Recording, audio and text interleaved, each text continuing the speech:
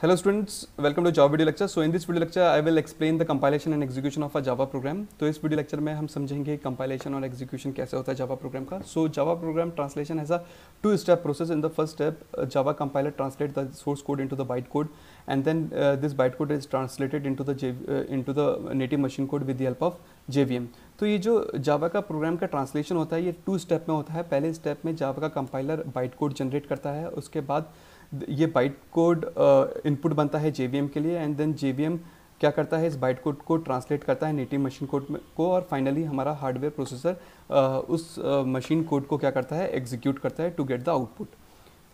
Suppose we have a source code. Source code may look like this. Suppose we have a test class, and inside the test class we have a main method, and inside the main method we have a printing statement system.out.println. तो ये हमारे पास source code है. Suppose हमने ये source code notepad में type करा है. तो ये सोर्स कोड है.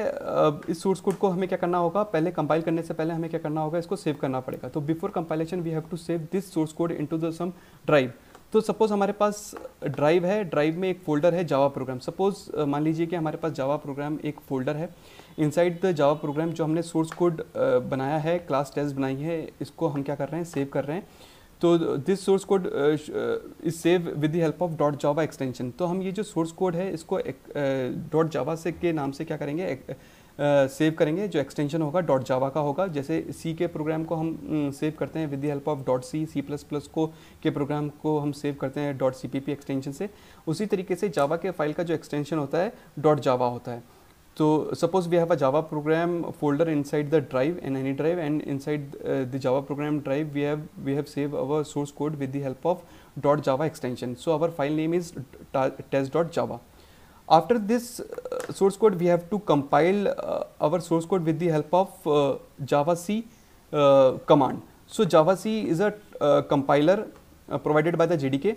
तो हम सोर्स कोड के बाद क्या करते हैं, हम अपने प्रोग्राम को कंपाइल करते हैं, और कंपाइल करने के लिए हमारे पास कमांड है javac then space our file name. तो फाइल नेम इज़ test.java.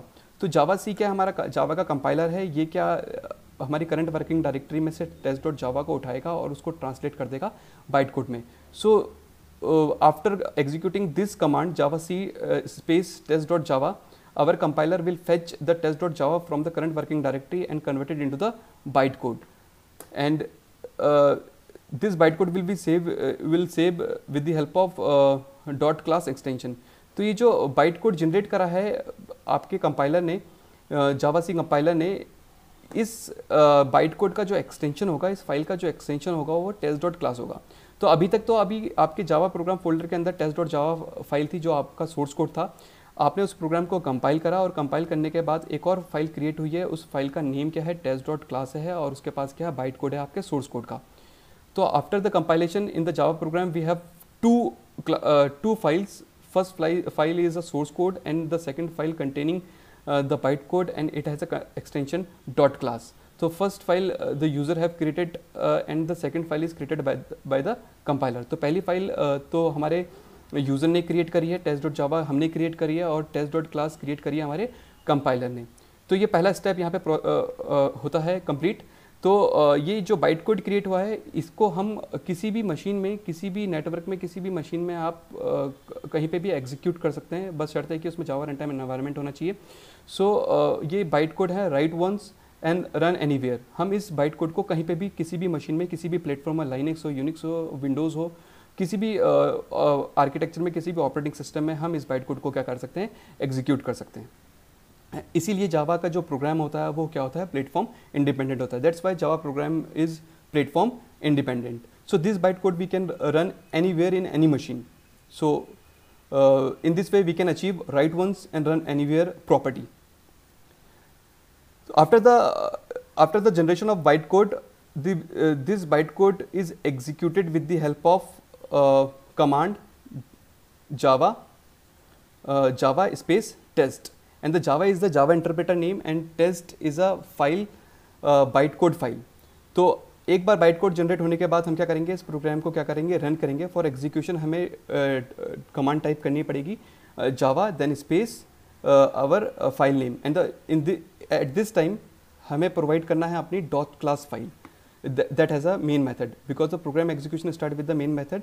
तो हमें यहाँ पे प्रोग्राम को एग्जीक्यूट करने के लिए हमें कमांड लिखना होगा जावा और फिर हमारी डॉट क्लास फाइल नेम जिस फाइल के पास जिस क्लास के पास मेन मेथड है। तो टेस्ट डॉट क्लास के पास क्या है, आपके पास मेन मेथड है, तो हमें यहाँ पे ये टेस्ट डॉट क्लास फाइल को क्या करना प्रोवाइड करना पड़ेगा। There is no need to write dot class extension, we just have to write Java space test.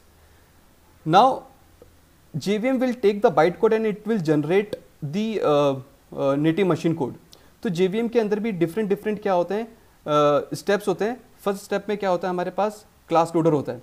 तो क्लास लोडर क्या करेगा, आपकी करंट वर्किंग डायरेक्टरी में से क्या करेगा, फेच करेगा टेस्ट डॉट क्लास को। So class loader will fetch the test dot class that has a main method from the current working directory and it load into the memory. After the class loader, the bytecode verifier will act as a gatekeeper. So ये जो bytecode verifier होता है ये क्या करेगा, आपके gatekeeper की तरह वर्क करेगा। It will ensure that the bytecode is in correct form or not, it is in correct state or not। तो क्या होगा, ये अपने वेरीफाई टेस्ट करेगा और उसके बाद टेस्ट के बाद ही आपके bytecode को पास करेगा किसको, इंटरप्रेटर को। So at the last stage we have a interpreter and just in time compiler. So interpreter हमारा क्या करेगा, एक बार हमारा बाइट कोड पास हो जाए बाइट कोड वेरीफाई से, उसके बाद इंटरप्रेटर क्या करता है, लाइन बाय लाइन उस बाइट कोड को ट्रांसलेट करता है नेटिव मशीन कोड को। At the same time just in time compiler is called by the JVM to enhance the performance of our Java application. तो execution के time में ही Java just in time compiler क्या है, आपका component है जावा run time environment का। तो JVM कॉल करता है जस्ट इन टाइम कंपाइलर को। जस्ट इन टाइम कंपाइलर क्या करता है, हमारे प्रोग्राम की एग्जीक्यूशन की स्पीड को ऑप्टिमाइज करता है, एनहांस करता है। एंड इसका यही काम होता है कि ये अपनी स्पीड अप करे, एग्जीक्यूशन को स्पीड अप करे by reducing the redundant code and to perform some other optimization operations. तो जस्ट इन टाइम कंपाइलर क्या करता है, आपके प्रोग्राम को कंपाइल करता है at the time of execution और ट्रांसलेट करता है at the time of execution only. At the dynamically it translate the byte code. And finally we got the machine code, the native machine code, and this native machine code is executed by the operating system और hardware CPU to get the output। तो ये हमारा था पूरा process. At the first step हमारा क्या होता है, सोर्स कोड कंपाइल होता है बाइट कोड में और फिर वो बाइट कोड को हम बाइट कोड कन्वर्ट होता है नेटिव मशीन कोड में with the help of JVM। तो कमांड है, कमांड प्रॉम्प्ट से अगर आप अपने प्रोग्राम को एग्जीक्यूट कर रहे हो तो पहले आपको लिखना पड़ता है javac space your file name and dot java extension.